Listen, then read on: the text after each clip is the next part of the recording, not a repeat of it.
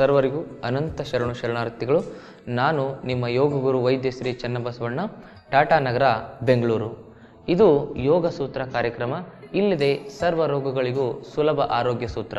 ಇವತ್ತು ನಾನು ನಿಮಗೆ ಒಂದು ವಿಶಿಷ್ಟವಾಗಿರತಕ್ಕಂಥ ಕಾಯಿಲೆಯ ಬಗ್ಗೆ ಹೇಳಲಿಕ್ಕೆ ಬಂದಿದ್ದೇನೆ. ಅದು ಯಾವ ಕಾಯಿಲೆ ಅಂತ ಹೇಳಿದ್ರೆ ಅದಕ್ಕೆ ಥೈರಾಯ್ಡ್ ಕಾಯಿಲೆ ಅಂತ ಹೇಳ್ತಾರೆ. ಹಿಂದೆ ಇದಕ್ಕೆ ಗಂಟಲು ಬ್ಯಾನಿ ಅಂತ ಹೇಳ್ತಿದ್ರು ನಮ್ಮ ಉತ್ತರ ಕರ್ನಾಟಕದಲ್ಲಿ. ಇದಕ್ಕೆ ಈಗ ಥೈರಾಯ್ಡ್ ಕಾಯಿಲೆ ಅಂತ ಇದ್ದಾರೆ. ಈ ಥೈರಾಯ್ಡ್ ಕಾಯಿಲೆ ಯಾಕೆ ಬರುತ್ತೆ? ಈ ಥೈರಾಯ್ಡ್ ಕಾಯಿಲೆ ಬರಲಿಕ್ಕೆ ಕಾರಣ ಏನು? ಈ ಥೈರಾಯ್ಡ್ ಕಾಯಿಲೆ ಅಂದರೆ ಏನು? ಈ ಥೈರಾಯ್ಡ್ ಕಾಯಿಲೆಯನ್ನು ಹೇಗೆ ವಾಸಿ ಮಾಡ್ಕೊಳ್ಬೋದು ಅಂತಕ್ಕಂಥದ್ದನ್ನು ಈಗ ಒಂದು 2 ದಿವಸಗಳಲ್ಲಿ ನಿಮಗೆ ಹೇಳ್ತೇನೆ. ಅದನ್ನು ನೀವು 100% ಫಾಲೋ ಮಾಡಿದ್ರೆ ನಿಮ್ಮ ಥೈರಾಯ್ಡ್ ಕಾಯಿಲೆ ಒಂದು 2 ತಿಂಗಳಲ್ಲಿ ವಾಸಿ ಆಗುತ್ತೆ. ಈ 2 ದಿವಸ ಹೇಳಿದ್ದನ್ನು ಸರಿಯಾಗಿ ಕೇಳಿಕೊಂಡು ಒಂದು 2 ತಿಂಗಳು ಅಭ್ಯಾಸ ಮಾಡಿಬಿಟ್ರೆ ನಿಮ್ಮ ಥೈರಾಯ್ಡ್ ಕಾಯಿಲೆ ವಾಸಿ ಆಗುತ್ತೆ. ಥೈರಾಯ್ಡ್ ಕಾಯಿಲೆ ಅಷ್ಟೇ ಅಲ್ಲ, ಅದ್ರ ಜೊತೆಗೆ ಬೇರೆ ಯಾವುದೇ ಕಾಯಿಲೆ ಇದ್ರೂ ವಾಸಿ ಆಗುತ್ತೆ. ನಾನು ಹೇಳ್ತಕ್ಕಂಥ ಯೋಗ ಏನಂತ ಹೇಳಿದ್ರೆ ಒಂದೊಂದು ಕಾಯಿಲೆಗೆ ಯಾಕೆ ಹೇಳ್ತಾ ಇದ್ದೇನೆ ಅಂತ ಹೇಳಿದ್ರೆ ಕೆಲವೊಂದಿಷ್ಟು ವಿಭಿನ್ನತೆಗಳಿರ್ತವೆ, ಅದನ್ನು ಜೋಡಿಸ್ಕೊಂಡೇ ಹೇಳ್ತಾ ಇದ್ದೀನಿ. ಆದರೆ ಥೈರಾಯ್ಡ್ ಕಾಯಿಲೆಗಾಗಿ ಮಾಡಿರ್ತಕ್ಕಂಥ ಪ್ರಾಣಾಯಾಮ ಹಾರ್ಟಿಗೆ ಒಳ್ಳೆಯದು, ಹಾರ್ಟಿಗಾಗಿ ಮಾಡಿರ್ತಕ್ಕಂಥ ಪ್ರಾಣಾಯಾಮ ಥೈರಾಯ್ಡ್ ಕಾಯಿಲೆಗೂ ಒಳ್ಳೆಯದು. ಒಟ್ಟಿನಲ್ಲಿ ಪ್ರಾಣಾಯಾಮ ಅಂತಕ್ಕಂಥದ್ದು ಸರ್ವ ಕಾಯಿಲೆಗಳಿಗೂ ಏನು ಅಂತ ಹೇಳಿದ್ರೆ ಸಂಜೀವಿನಿ ಇದ್ದ ಹಾಗೆ. ಹಾಗಾಗಿ ನಾನು ನಿಮಗೆ ಇವತ್ತು ಹೇಳ್ಕೊಡ್ತಾ ಇರ್ತಕ್ಕಂಥದ್ದು ಯಾವುದು ಅಂತ ಹೇಳಿದ್ರೆ ಥೈರಾಯ್ಡ್ ಕಾಯಿಲೆಗೆ ಏನು ಮಾಡಬೇಕು. ಈ ಥೈರಾಯ್ಡ್ ಅಂತ ಹೇಳಿದ್ರೆ ಏನು? ಇಲ್ಲಿ ಒಂದು ಗ್ರಂಥಿ ಇರುತ್ತೆ ನಮ್ಮ ಗಂಟ್ಲಲ್ಲಿ, ಅದಕ್ಕೆ ಥೈರಾಯ್ಡ್ ಗ್ರಂಥಿ ಅಂತ ಕರೀತಾರೆ. ಅಲ್ಲಿ ಸುಮಾರು 3 ಹಾರ್ಮೋನ್ಗಳು ಸ್ರವಿಸ್ತವೆ, T3, T4 ಮತ್ತು TSH ಅಂತ. T3 ಮತ್ತು T4, TSH ಅಂತ. TSH ಅಂದರೆ ಥೈರಾಯ್ಡ್ ಸ್ಟಿಮ್ಯುಲೇಟಿಂಗ್ ಹಾರ್ಮೋನ್ ಅಂತ ಇರುತ್ತೆ. ಆ ಥೈರಾಯ್ಡ್ ಸ್ಟಿಮ್ಯುಲೇಟಿಂಗ್ ಹಾರ್ಮೋನು ಏನಿರಬೇಕು? ಬ್ಯಾಲೆನ್ಸ್ ಆಗಿರಬೇಕು. ಅದು ಹೇಗಿರುತ್ತೆ ಕೆಲವೊಂದು ಸರಿ ಅಂತೇಳಿದ್ರೆ TSH ಲೆವೆಲು 0.5ಗಿಂತ ಕಡಿಮೆ ಬಂದಿರುತ್ತೆ. ಇನ್ನು ಕೆಲವು ಸರಿ ಏನಾಗುತ್ತೆ ಅಂತೇಳಿದ್ರೆ 5.5ಗಿಂತ ಜಾಸ್ತಿ ಹೋಗಿರುತ್ತೆ. ಈ 0.5ಗಿಂತ ಕಡಿಮೆ ಇದ್ದರೆ ಏನಂತೇಳಿದ್ರೆ ಅದಕ್ಕೆ ಹೈಪರ್ ಥೈರಾಯ್ಡಿಸಮ್ ಅಂತ ಕರೀತಾರೆ. 5.5ಗಿಂತ ಜಾಸ್ತಿ ಹೋಗಿದ್ರೆ ಅದಕ್ಕೇನಂತಾರೆ ಅಂತೇಳಿದ್ರೆ ಹೈಪೋಥೈರಾಯ್ಡಿಸಮ್ ಅಂತ ಕರೀತಾರೆ. ಈ ಹೈಪರ್ ಆಗಿರ್ಬೋದು, ಹೈಪೋ ಆಗಿರ್ಬೋದು, ಇವೆರಡನ್ನೂ ಸರಿ ಮಾಡಲಿಕ್ಕೆ ಯೋಗದಲ್ಲಿ ಸುಲಭವಾಗಿರ್ತಕ್ಕಂಥ ಮಾರ್ಗಗಳಿದ್ದಾವೆ.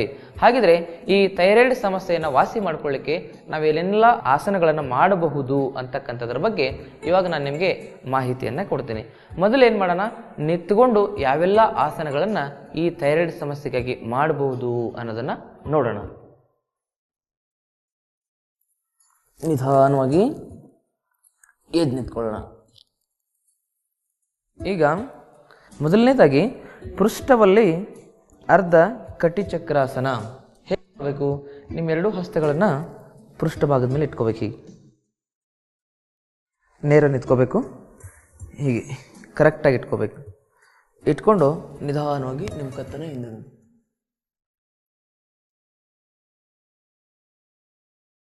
ವಾಪಸ್ ಕತ್ತಿನಲ್ಲಿ ಎಳೆತ ಆಗಬೇಕು. ಇನ್ನೊಮ್ಮೆ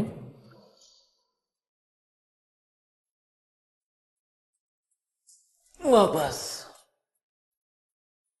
ದೀರ್ಘ ಉಸಿರಾಡಿ ಕತ್ತಿನ ಭಾಗವನ್ನು ಗಮನಿಸ್ತಾ ಹೋಗಿ. ಇದರಿಂದ ಏನಾಗುತ್ತೆ, ನಮ್ಮ ಥೈರಾಯ್ಡ್ ಗ್ರಂಥಿ ಆಕ್ಟಿವ್ ಆಗ್ತಾ ಬರುತ್ತೆ. ಮತ್ತೊಮ್ಮೆ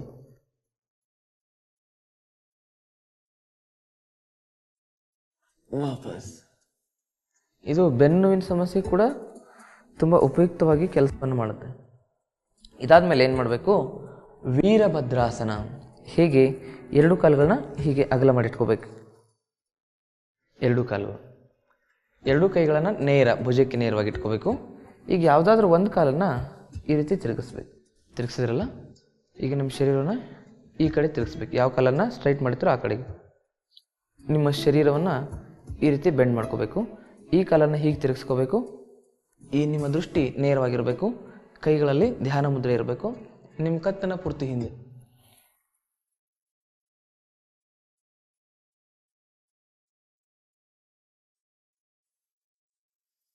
ವಾಪಸ್ ದೀರ್ಘ ಉಸಿರಾಡಬೇಕು. ಗಂಟಲಿನ ಭಾಗದ ಕಡೆಗೆ ನಿಮ್ಮ ಗಮನವನ್ನು ತೆಗೆದುಕೊಂಡು ಹೋಗಬೇಕು.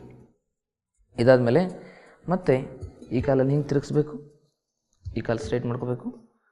ನಿಮ್ಮ ಇಡೀ ಶರೀರವನ್ನು ಈ ರೀತಿ ಬೆಂಡ್ ಮಾಡಬೇಕು. ಹೀಗೆ ತಿರುಗಿಸ್ಬೇಕು. ಈ ಕಾಲು ತಿರುಗಿಸಿ ಕೈಯಲ್ಲಿ ಚಿನ್ನ ಮುದ್ರೆ ಮಾಡಿ ಹಿಂದೆಗಡೆ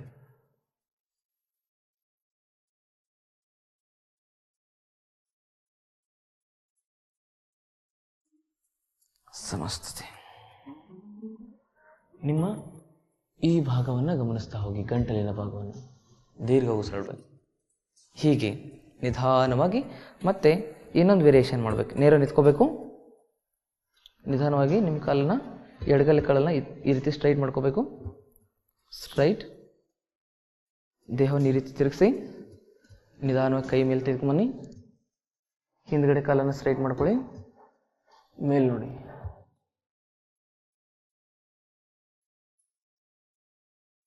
ವಾಪಸ್. ಹೀಗೆ ಅಪೋಸಿಟ್ ಈ ಕಡೆಗೆ ಒಂದ್ಸರಿ ಮಾಡಬೇಕು. ಹೀಗೆ ಹೀಗೆ.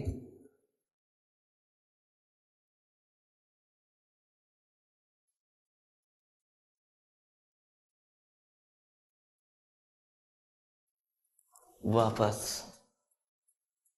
ಇದನ್ನು ಈ ಕಡೆಗೊಂದು 10 ಸರಿ, ಈ ಕಡೆಗೊಂದು 10 ಸರಿ. ಮೊದಲಿನ ವೇರಿಯೇಷನ್ ಇತ್ತಲ್ಲ, ಅದನ್ನೊಂದು ಈ ಕಡೆಗೊಂದು 10 ಸರಿ, ಈ ಕಡೆಗೊಂದು 10 ಸರಿ. ಇದನ್ನು ನಿಂತ್ಕೊಂಡು ಏನು ಮಾಡಬೇಕು, ಸುಮಾರು ಒಂದು 5 ರಿಂದ 10 ನಿಮಿಷಗಳ ಕಾಲ ಅಭ್ಯಾಸ ಮಾಡ್ತಾ ಹೋಗಬೇಕು. ಇದನ್ನು ಯಾವಾಗ ಅಭ್ಯಾಸ ಮಾಡ್ತೀವಿ, ಇಲ್ಲೇನಾಗುತ್ತೆ, ಜಾಸ್ತಿ ಸ್ಟ್ರೆಚಿಂಗ್ ಆಗುತ್ತೆ. ಯಾವಾಗ ಇಲ್ಲಿ ಸ್ಟ್ರೆಚಿಂಗ್ ಆಗುತ್ತೆ ಆವಾಗ ಏನು ಮಾಡಬೇಕು, ಇಲ್ಲಿ ಸರ್ಕ್ಯುಲೇಷನ್ ಮಾಡಬೇಕು. ಇಲ್ಲಿ ಪೂರ್ತಿ ಮೊದಲು ಸ್ಟ್ರೆಚ್ ಮಾಡ್ಕೋಬೇಕು. ಸ್ಟ್ರೆಚ್ ಮಾಡಿ ಇಲ್ಲಿ ಬ್ಲಡ್ ಫ್ಲೋ ಮಾಡಬೇಕು. ಆ ಬ್ಲಡ್ ಫ್ಲೋ ಮಾಡಲಿಕ್ಕೆ ಮತ್ತೊಂದು ಕೆಲವೊಂದಿಷ್ಟು ಆಸನಗಳಿದ್ದಾವೆ. ಈಗ ಈ ಗಂಟ್ಲನ್ನು ಸ್ಟ್ರೆಚ್ ಮಾಡಿದ್ವಲ್ಲ, ಗಂಟ್ಲನ್ನು ಸ್ಟ್ರೆಚ್ ಮಾಡಿದಾಗ ಇಲ್ಲಿ ಬ್ಲಡ್ ಫ್ಲೋ ಮಾಡ್ಕೋಬೇಕಲ್ವಾ, ಅದಕ್ಕೆ ಒಂದು ಆಸನ ಇದೆ. ಅದಕ್ಕೆ ಏನು ಹೇಳ್ತಾರೆ ಅಂತ ಹೇಳಿದ್ರೆ ಪ್ರಸಾರಿತ ಪಾದೋತ್ತಾಸನ ಅಂತ ಕರೀತಾರೆ. ಅದನ್ನು ಹೇಗೆ ಮಾಡೋದು ನೋಡಿ. ಸೇಮ್ ನಿಮ್ಮ 2 ಕಾಲುಗಳನ್ನ ಅಗಲ ಮಾಡ್ಕೋಬೇಕು. ಈ ರೀತಿ ಕೈಗಳನ್ನು ನೇರ ಮಾಡ್ಕೋಬೇಕು. ಆ ವೀರಭದ್ರಾಸನ ಮಾಡಿ ಪೃಷ್ಠಬಲ್ಲಿ ಅರ್ಧ ಚಕ್ರಾಸನ ಮಾಡಿದ ಮೇಲೆ ಇದನ್ನು ಮಾಡಬೇಕು, ಪ್ರಸಾರಿತ ಪಾದೋತ್ತಾಸನ. ಮೊದಲು ಸ್ಟ್ರೆಚ್ ಮಾಡಬೇಕು, ಆಮೇಲೆ ಬೆಂಡ್ ಮಾಡಬೇಕು.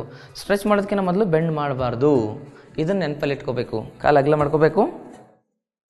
ಅಗಲ ಮಾಡಿಕೊಂಡು ಕೈ ಕೂಡ ಅಗಲ ಮಾಡ್ಕೋಬೇಕು. ನಿಧಾನವಾಗಿ ಉಸಿರು ಬಿಡ್ತಾ ಬಿಡ್ತಾ ನಿಮ್ಮ ಶರೀರವನ್ನು ಮುಂದೆ ಬೆಂಡ್ ಮಾಡಬೇಕು. ಹೆಬ್ಬೆರಳು ಹಿಡ್ಕೋಬೇಕು. ಹೆಬ್ಬೆರಳು ಈ ಕಡೆ, ಹೆಬ್ಬೆರಳು ಈ ಕಡೆ, ಹೆಬ್ಬೆರಳು ಹಿಡ್ಕೊಂಡು ನಿಧಾನವಾಗಿ ತಲೆಯನ್ನು ನೆಲಕ್ಕೆ ಸ್ಪರ್ಶ ಮಾಡಲಿಕ್ಕೆ ಪ್ರಯತ್ನ ಮಾಡಬೇಕು. ನಿಧಾನ ಕತ್ ಮೇಲೆತ್ತಿ ಕೈಯನ್ನು ಮುಂದೆ ತೆಗೆದುಕೊಂಬನ್ನಿ. ಮುಂದೆ ನೋಡಿ. ನಿಧಾನವಾಗಿ ಸ್ವಲ್ಪ ಕಾಲನ್ನು ಒಳಗಡೆ ತೆಗೆದುಕೊಂಬನ್ನಿ. ಅಷ್ಟೇ ನಿಧಾನವಾಗಿ ನಿಮ್ಮ ಶರೀರವನ್ನು ಮೇಲೆತ್ತಿ ನೇರವಾಗಿ ನಿಮ್ಮ ಗಂಟಲಿನ ಭಾಗವನ್ನು, ತಲೆಯ ಭಾಗವನ್ನು ಗಮನಿಸ್ತಾ ಹೋಗಿ. ಈಗ ಇನ್ನೊಂದು ಸರಿ ಮಾಡೋಣ. 2 ಕಾಲುಗಳನ್ನ ಅಗಲ ಮಾಡ್ಕೊಳ್ಳಿ. ನಿಧಾನ ಬೆಂಡಾಗಿ ಉಸಿರು ಬಿಡ್ತಾ ಬೆಂಡಾಗಬೇಕು. 2 ಕೈಗಳನ್ನ ಹಿಂಗೆ ಇಟ್ಕೊಳ್ಳಿ. ತಲೆಯನ್ನು ನೆಲಕ್ಕೆ ಸ್ಪರ್ಶ ಮಾಡಲಿಕ್ಕೆ ಪ್ರಯತ್ನ ಮಾಡಿ. ನಿಮ್ಗೆ ಆದರೆ ಮಾಡಿ, ಆಗದಿದ್ರೆ ಪ್ರಯತ್ನ ಮಾಡ್ತಾ ಹೋಗ್ಬೇಕು.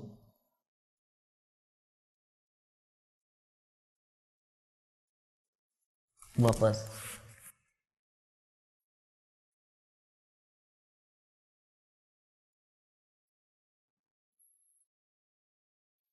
ಹೀಗೆ ನಿಧಾನವಾಗಿ ನಿಮ್ಮ ಕೈಗಳನ್ನು ಕೆಳಗಡೆ ತೆಗೆದುಕೊಂಡ್ಬನ್ನಿ.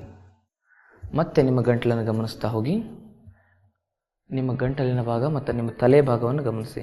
ತಲೆಯಲ್ಲಿ ಯಾವ ರೀತಿ ರಕ್ತ ಸಂಚಾರ ಆಗ್ತಾಯಿದೆ, ಗಂಟಲಲ್ಲಿ ಯಾವ ರೀತಿ ರಕ್ತ ಸಂಚಾರ ಆಗ್ತಾಯಿದೆ ಅಂತಕ್ಕಂಥದ್ದನ್ನು ಗಮನಿಸ್ತಾ ಹೋಗಿ. ದೀರ್ಘ ಉಸಿರಾಡಬೇಕು. ಎಷ್ಟು ಸಾಧ್ಯವಾಗುತ್ತೋ ಅಷ್ಟು ದೀರ್ಘ ಉಸಿರಾಡಬೇಕು. ಈಗ ಇದಾದಮೇಲೆ ಇನ್ನೊಂದು ಆಸನ ಏನಂತೇಳಿದ್ರೆ ಪ್ರಸಾರಪಾದ ಊರ್ಧ್ವಹಸ್ತಾಸನ. ಹೀಗೆ ಪ್ರಸಾರಪಾದ ಅಂತ ಹೇಳಿದ್ರೆ ಕಾಲು ಅಗಲ ಮಾಡ್ಕೋಬೇಕು. ಊರ್ಧ್ವಹಸ್ತ ಅಂತ ಹೇಳಿದ್ರೆ 2 ಕೈಯನ್ನು ಮೇಲೆ ತೆಗೆದುಕೊಂಡು ಹೋಗಿ ನಿಧಾನವಾಗಿ ಹಿಂದೆ ಬೆಂಡ್ ಆಗ್ತಾ ಹೋಗ್ಬೇಕು. ಎಷ್ಟು ಸಾಧ್ಯನೋ ಅಷ್ಟು ಬೆಂಡ್ ಆಗಬೇಕು.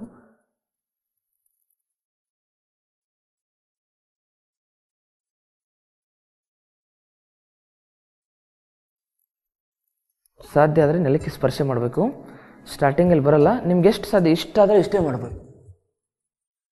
ಪೂರ್ತಿ ಹಿಂದೆ ಹೋಗ್ಲಿಕ್ಕೆ ಆಗಲ್ವಲ್ಲ ಕೆಲವು ಜನರಿಗೆ. ಅವ್ರಿಗೆ ಎಷ್ಟಾಗುತ್ತೋ ಅವ್ರಿಗೆ ಏನೋ ಅವರ ಸಾಮರ್ಥ್ಯಕ್ಕೆ ಅನುಸಾರವಾಗಿ ಮಾಡಬೇಕು. ನಾನು ಹೋದ ಅಂತ ಹೇಳ್ಬಿಟ್ಟು ನೀವು ಪೂರ್ತಿ ಹೋಗ್ಲಿಕ್ಕೆ ಹೋದರೆ ತಲೆ ಹೊಡೆದೋಗ್ಬಿಡುತ್ತೆ ಅಷ್ಟೇ. ಅದಕ್ಕೆ ನೀವು ಎಷ್ಟು ಸಾಧ್ಯವಾಗುತ್ತೋ ಅಷ್ಟು ಮಾಡಬೇಕು. ಅಂದರೆ ಇಲ್ಲೆಲ್ಲ ಪೂರ್ತಿ ಏನಾಗಬೇಕಂತೇಳಿದ್ರೆ ಸೆಳೆತ ಉಂಟಾಗಬೇಕು, ಎಳೆತ ಉಂಟಾಗಬೇಕು. ಅಂದಾಗ ಏನಾಗುತ್ತೆ, ಥೈರಾಯ್ಡ್ ಗ್ರಂಥಿ ಮತ್ತೆ ಆ್ಯಕ್ಟಿವ್ ಆಗುತ್ತೆ. ಈಗ ನೋಡಿ ಇನ್ನೊಂದು ಸರಿ ಹೇಗೆ ಅಂತ. ಹೀಗೆ ಇಟ್ಕೋಬೇಕು.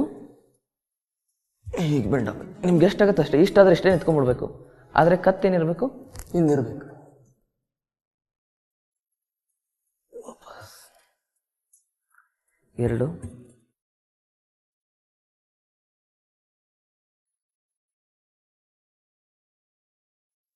ವಾಪಸ್.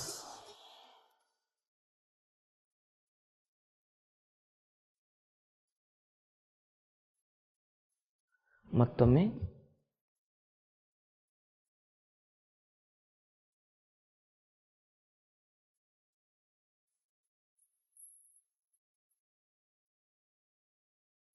ನಿಮ್ಗೆ ಇಷ್ಟ ಆದರೆ ಇಷ್ಟೇ ಮಾಡಬೇಕು. ಆದರೆ ನಿಮ್ಗೆ ಕಡಿಮೆ ಬೆಂಡ್ ಮಾಡೋಕ್ಕೆ ಏನಾದರೂ ಆಗ್ತಿದ್ರೆ, ಜಾಸ್ತಿ ಬೆಂಡ್ ಮಾಡ್ಲಿಕ್ಕೆ ಆಗ್ತಿದ್ರೆ ಕಿವಿಗೆ ಕೈ ಸ್ಪರ್ಶ ಮಾಡಿರ್ಬೇಕು. ಕಿವಿ ಕೈ ಬಿಡಬಾರ್ದು. ಇಷ್ಟು ಬೆಂಡ್ ಹಾಕಬೇಕಾದ್ರೆ ಇಷ್ಟೇ ಬೆಂಡ್ ಆಗ್ಬೋದು. 1 2. ಇದಾದಮೇಲೆ ಕೈಯನ್ನು ಮುಂದೆ ತೆಗೆದುಕೊಂಡು 3 4 5 6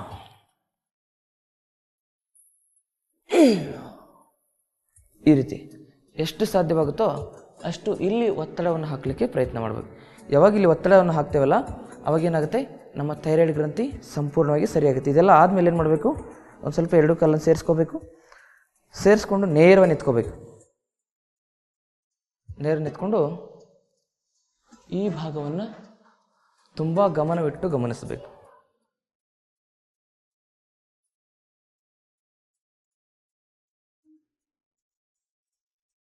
ನಿಧಾನವಾಗಿ ನಿಮ್ಮ ಕತ್ತಿನ ಭಾಗವನ್ನು ಗಮನಿಸ್ತಾ ಹೋಗಿ. ಇದಾದ ಮೇಲೆ ಏನು ಮಾಡಬೇಕು ಅಂತ ಹೇಳಿದ್ರೆ, ನಿಮ್ಮ 2 ಕೈಗಳನ್ನು ಹಿಂದೆ ಕಟ್ಕೋಬೇಕು. ಹಿಂದೆ ನಿಧಾನವಾಗಿ ಮುಂದೆ ಬೆಂಡಾಗ್ತಾ ನಿಮ್ಮ ಕತ್ತನ್ನು ಮುಂದೆ ಭಾಗಿಸ್ಬೇಕು. ಈಗ ಮುಂದೆ ನೋಡಬೇಕು. ದ್ವಿಕೋನಾಸನ ಅಂತ ಕರೀತಾರೆ.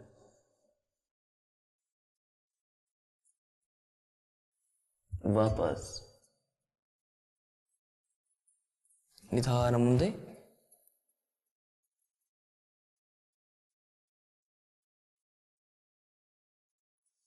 ವಾಪಸ್ ಕತ್ತನ್ನು ಪೂರ್ತಿ ಮೇಲೆ ಬೆಂಡ್ ಮಾಡಬೇಕು. ಮತ್ತೊಮ್ಮೆ ಮುಂದೆ ಬೆಂಡಾಗಿ ದ್ವಿಕೋನಾಸನ. ಕತ್ತು ಮೇಲೆ ಸ್ಟ್ರೆಚ್ ಮಾಡಿ ಮುಂದೆ ಬೆಂಡಾಗಬೇಕು. ನಿಮ್ಮ ಗಂಟಲಿಗೆ ಪೂರ್ತಿ ಸ್ಟ್ರೆಚ್ ಆಗಬೇಕು. ವಾಪಸ್. ಇದಾದ್ಮೇಲೆ ಅದರಲ್ಲಿ ಸೆಕೆಂಡ್ ವೇರಿಯೇಷನ್ ದ್ವಿಕೋನಾಸನದಲ್ಲೇ ಉಸಿರು ತಗೊಳ್ತಾ ಹಿಂದೆ ಪೂರ್ತಿ ಸ್ಟ್ರೆಚ್ ಮಾಡಿ. ನಾನು ಏನು ಮಾಡಿದೆ, ಸ್ಟ್ರೆಚ್ ಮಾಡಿದ್ಮೇಲೆ ಪೂರ್ತಿ ಬೆಂಡ್ ಆಗಬೇಕಂತ ಹೇಳಿದೆ. ಉಸಿರು ಬಿಡ್ತಾ ಮುಂದೆ, ಉಸಿರು ತೆಗೆದುಕೊಳ್ತಾ ಹಿಂದೆ,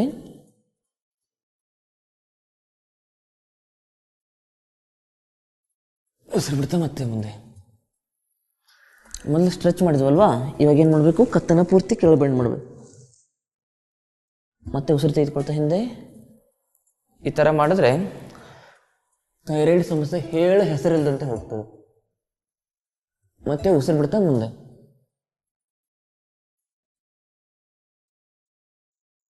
ಉಸಿರು ತೆಗೆದುಕೊಳ್ತಾ ಮತ್ತೆ ಹಿಂದೆ. ಸಮಸ್ಥಿತಿ.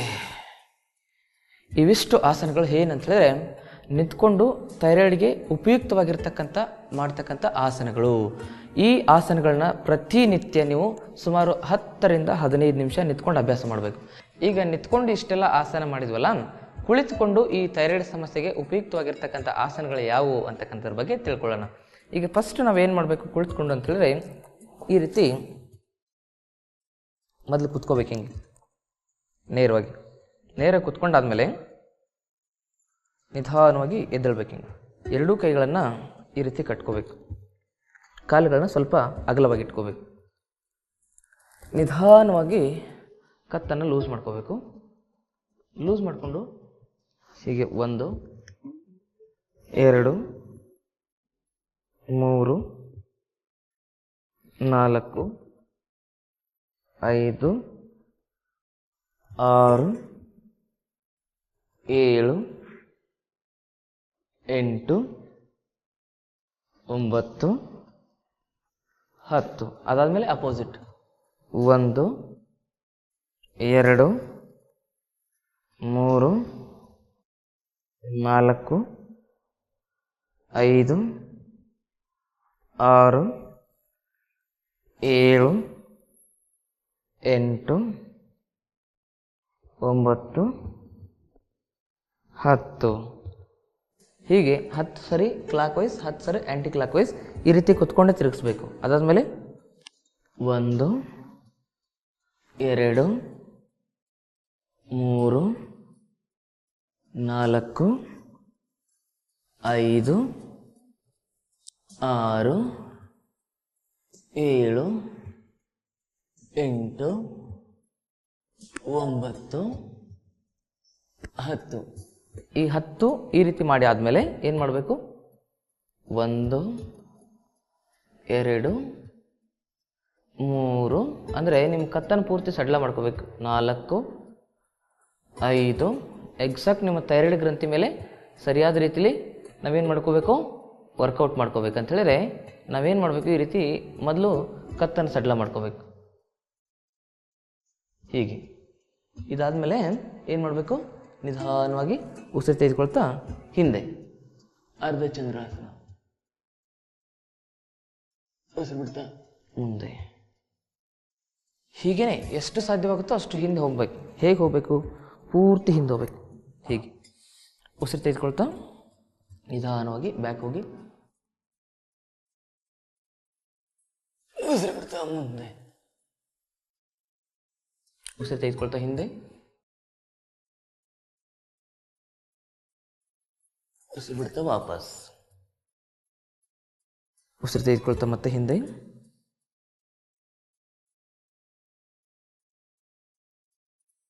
ಉಸಿರು ಬಿಡ್ತಾ ವಾಪಸ್. ಹೀಗೆ ಒಂದು 20 ಬಾರಿ ಮಾಡಬೇಕು. ಮತ್ತೆ ಉಸಿರು ತೆಗೆದುಕೊಳ್ತಾ ಹಿಂದೆ,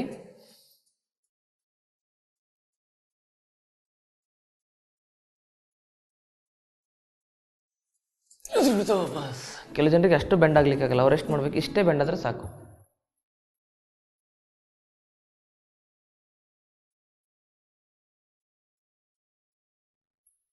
ವಾಪಸ್ ದೀರ್ಘ ಉಸಿರಾಡಬೇಕು. ಗಂಟಲಿನ ಭಾಗವನ್ನು ಗಮನಿಸ್ತಾ ಹೋಗಬೇಕು. ಗಂಟಲಿನ ಭಾಗವನ್ನು ಗಮನಿಸ್ತಾ ಹೋಗಬೇಕು. ದೀರ್ಘ ಉಸಿರಾಡ್ತಾ ಹೋಗಬೇಕು. ಎಷ್ಟು ಸಾಧ್ಯವಾಗುತ್ತೋ ಅಷ್ಟು ದೀರ್ಘ ಉಸಿರಾಡಬೇಕು. ಇದಕ್ಕೆ ಅರ್ಧ ಚಂದ್ರಾಸನ ಅಂತ ಕರೀತಾರೆ. ಈಗ ಅರ್ಧ ಉಷ್ಟ್ರಾಸನವನ್ನು ಹೇಗೆ ಮಾಡೋದು ನೋಡಿ. ಅರ್ಧ ಉಷ್ಟ್ರಾಸನ ಅಂತ ಹೇಳಿದ್ರೆ ಎರಡು ಕಾಲನ್ನ ಸ್ವಲ್ಪ ಹತ್ತಿರ ತೆಗೆದುಕೊಂಡ್ಬರ್ಬೇಕು. ನಿಮ್ಮ ಎಡಗೈಯನ್ನು ಎಡಗಾಲ ಪಾದದ ಮೇಲೆ ಇಟ್ಕೋಬೇಕು. ಉಸಿರು ತೆಗೆದುಕೊಳ್ತಾ ನಿಧಾನವಾಗಿ ಹಿಂದೆ 5 ಕೌಂಟ್, 5 ಸೆಕೆಂಡ್ ಹೋಲ್ಡ್ ಮಾಡಬೇಕಲ್ಲ. ಉಸಿರು ಬಿಡ್ತಾ ವಾಪಸ್, ಮತ್ತೆ ನೇರ ಮತ್ತೆ ಉಸಿರು ತೆಗೆದುಕೊಳ್ತಾ ಮತ್ತೆ ಹಿಂದೆ.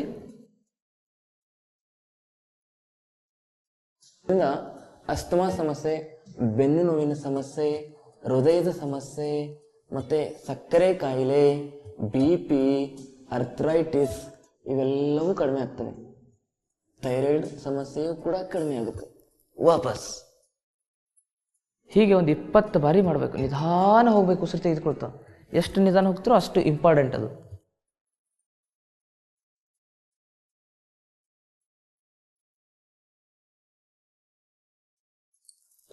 ವಾಪಸ್ ಗಂಟಲಿನ ಭಾಗವನ್ನು ಗಮನಿಸಬೇಕು. ಮತ್ತೆ ಉಸಿರು ತೆಗೆದುಕೊಳ್ತಾ ಮತ್ತೆ ಹಿಂದೆ,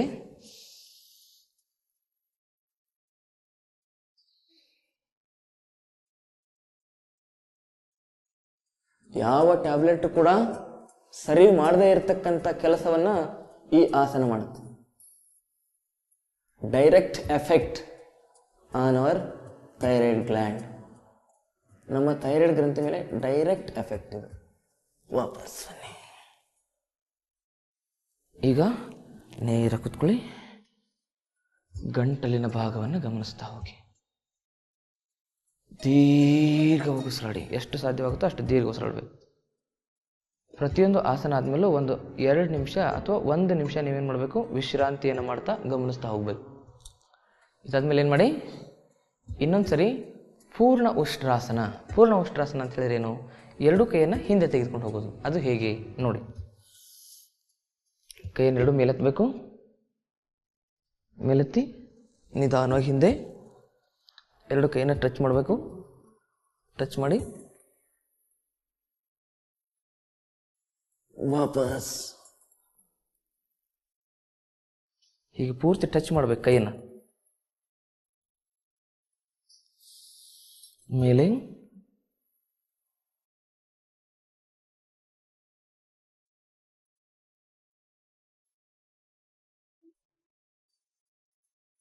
ವಾಪಸ್